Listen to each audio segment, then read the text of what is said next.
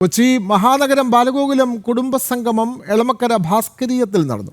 സംഗീത സംവിധായകൻ ദീപക് ദേവ്, ഗായിക മൃദുല വാര്യർ തുടങ്ങിയവർ മുഖ്യാതിഥികളായി പങ്കെടുത്തു. പ്രജ്ഞാപ്രവാഹ് ദേശീയ സംയോജക് ജെ നന്ദകുമാർ ശ്രീകൃഷ്ണ ജയന്തി സന്ദേശം നൽകി. ആശ്ചര്യകരമായ ഈശ്വര സങ്കല്പമാണ് ഭഗവാൻ ശ്രീകൃഷ്ണൻ്റേതെന്ന് അദ്ദേഹം പറഞ്ഞു.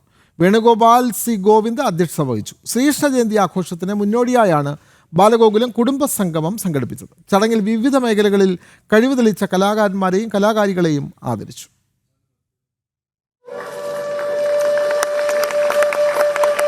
എളമക്കര ഭാസ്കരീയത്തിൽ നടന്ന ചടങ്ങിൽ സംഗീത സംവിധായകൻ ദീപക് ദേവ്, ഗായിക മൃദുല വാര്യർ തുടങ്ങിയവർ മുഖ്യ അതിഥികളായി. പ്രജ്ഞാപ്രവാഹ് ദേശീയ സംയോജകൻ ജെ നന്ദകുമാർ ശ്രീകൃഷ്ണ ജയന്തി ആശംസ നൽകി. ആശ്ചര്യകരമായ ഈശ്വര സങ്കല്പമാണ് ഭഗവാൻ ശ്രീകൃഷ്ണന്റേതെന്ന് അദ്ദേഹം പറഞ്ഞു.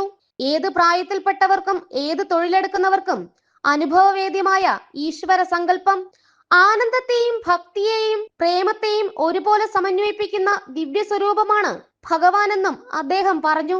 ആനന്ദത്തെയും ഭക്തിയെയും പ്രേമത്തെയും ശക്തിയെയും ഒരുപോലെ സമന്വയിപ്പിക്കുന്ന ഒരു ദിവ്യ സ്വരൂപം, അതാണ് ശ്രീകൃഷ്ണൻ. വേണുഗോപാൽ സി ഗോവിന്ദ് അധ്യക്ഷത വഹിച്ചു. ശ്രീകൃഷ്ണ ജയന്തി ആഘോഷത്തിന് മുന്നോടിയായിട്ടാണ് ബാലഗോകുലം കുടുംബസംഗമം നടന്നത്. ചടങ്ങിൽ വിവിധ മേഖലകളിൽ കഴിവ് തെളിയിച്ച കലാകാരന്മാർക്കും കലാകാരികൾക്കും അവാർഡുകളും നൽകി. ജനം, കൊച്ചി.